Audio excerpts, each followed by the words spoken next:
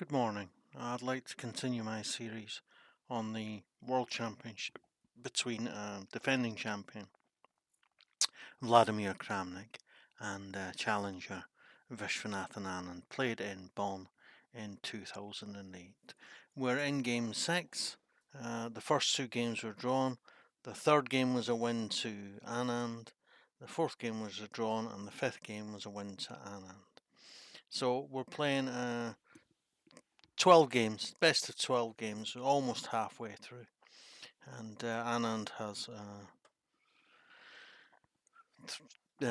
two wins and three draws for 3.5 points, whilst Kramnik has three draws for 1.5 points. So it's the first to 6.5. So game 6, we're at the halfway points in the match. And in this game, Vishy has the white pieces. D4, knight f6, c4, e6, a standard invitation to the Queen's Gambit declined. Knight c3, and this leads to the Nemtso Indian defense, named after Aaron Nimtsevich, one of the originators of the hyper-modern school. The idea behind the Nemtso Indian attack is that black gives up his dark square bishop for this knight, causing doubled pawns and attacking this pawn and this pawn, going against the weakened structure. And he also gets, to some extent, better, quicker developments. The queen comes to c2, so that the knight can be retaken with the queen to avoid doubling the pawns. Pawn comes to d5, it's taken. Now there are lines where the knight takes, but then the pawn just comes and chases it away. So here the queen takes. The knight comes to f3. The queen comes to f5. So straight away, Kramnik is willing to swap off queens, give himself double pawns, to keep this pressure with the pawn, with the bishop on the knight here. Anand avoids that trade, threatens the bishop, and still keeps defending the knight so that he can still take back with the queen, isn't forced to take with the pawn. So great development by Kramnik, which defends the bishop. Bishop to d2, so the knight is now free to move. Castles, h3. It might seem like a bit wasting time. Why can't he get out this pawn? Well, he can, but he has a specific plan in mind, which is g4. Now, if you look at the position now, it's very unlikely that Anand is going to castle short, and it's very unlikely that Anand is going to castle long. So already, on the 10th move, when the Black King is already castled, Anand commits himself to staying in the middle. Bold strategy. Bishop to queen to a5 to double up on here, to eventually force, if this pawn takes on c3, then the structure to black's pawns is weakened, and knight to e4 becomes a very strong move. So, that's what he's threatening to do. So the rook comes to c1 to prevent that. Bishop comes to b7, now he's threatening to take the pawn here. If he takes back with the knight, then the bishop takes the rook.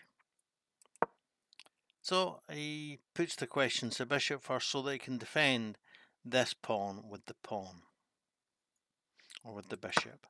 So it's taken, and he takes with the bishop, threatening the queen and defending the d-pawn another time. Queen comes to d5, suggesting one more time a queen trade, and Anand agrees to this queen trade now. The knight takes on d5. Obviously, he wants to keep this long diagonal where he has a powerful bishop open.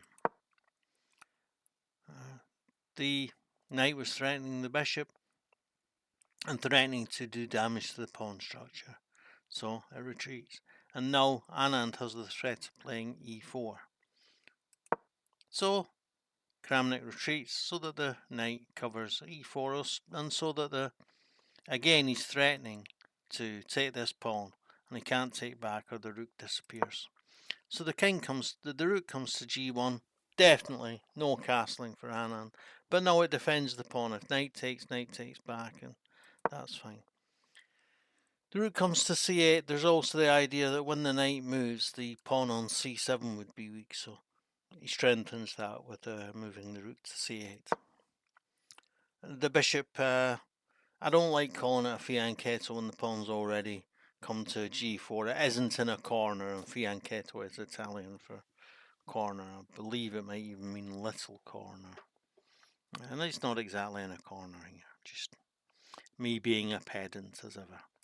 So knight comes to e7, suggesting that if the knight moves, the bishop will be traded off and white will no longer have the bishop pair, which can often be one of the advantages of playing against the Nimzo-Indian, is that you get the bishop pair. Bishop attacks the knight and pins it. It's difficult for white to defend that knight, so he goes for a more kind of tactical solution.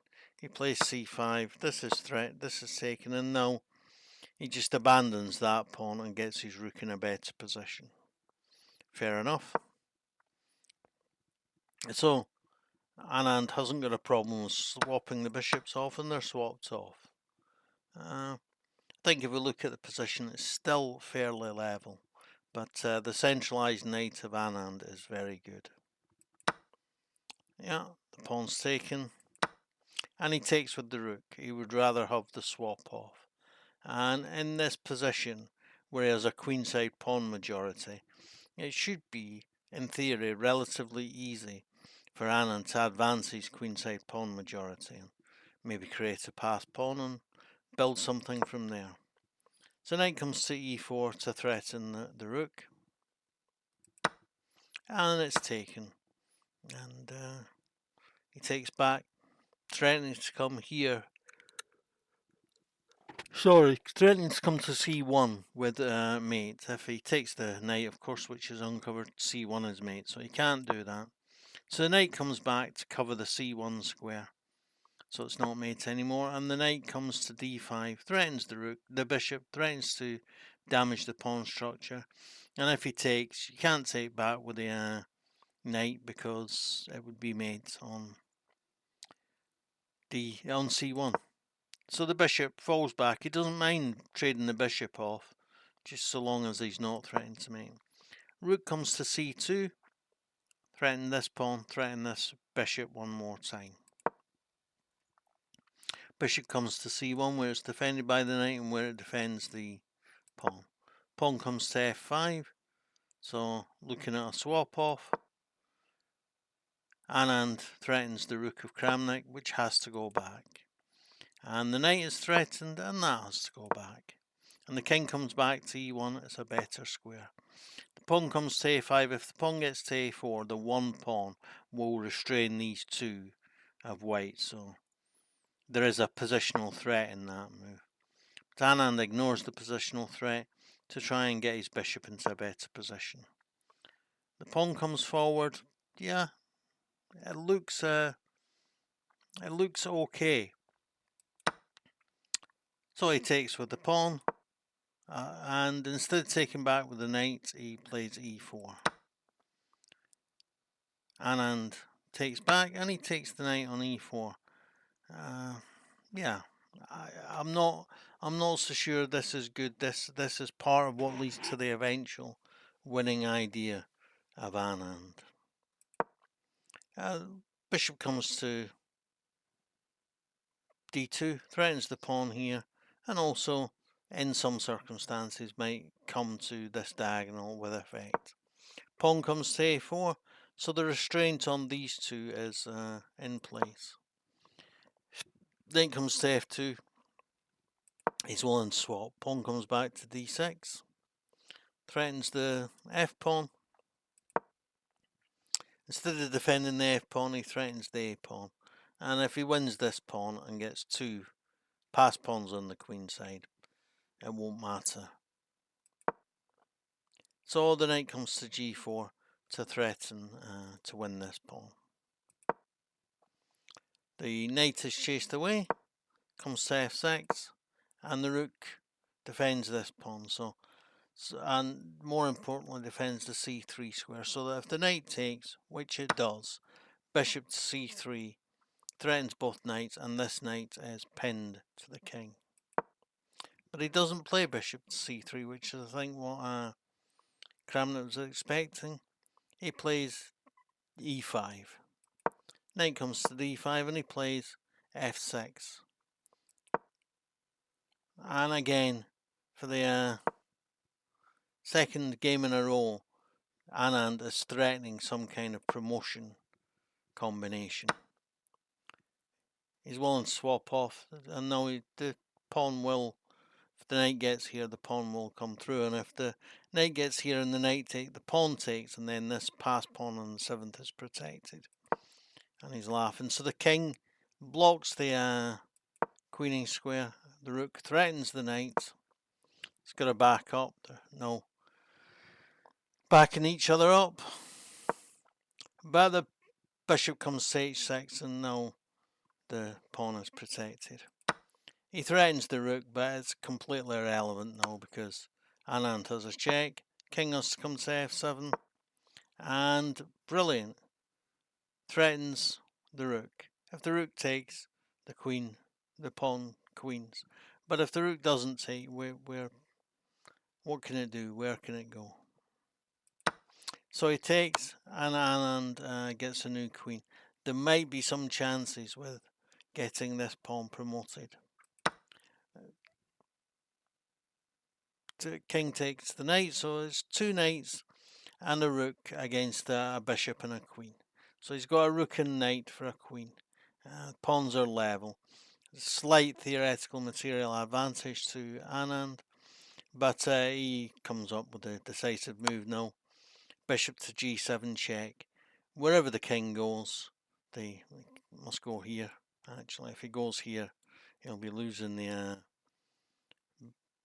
knight with check, and the rook will fall afterwards. But even if he makes the correct move here, bishop takes here, and if he takes the knight back, then queen to g7 skewers the rook and king, and wins the rook, and then queen against knight.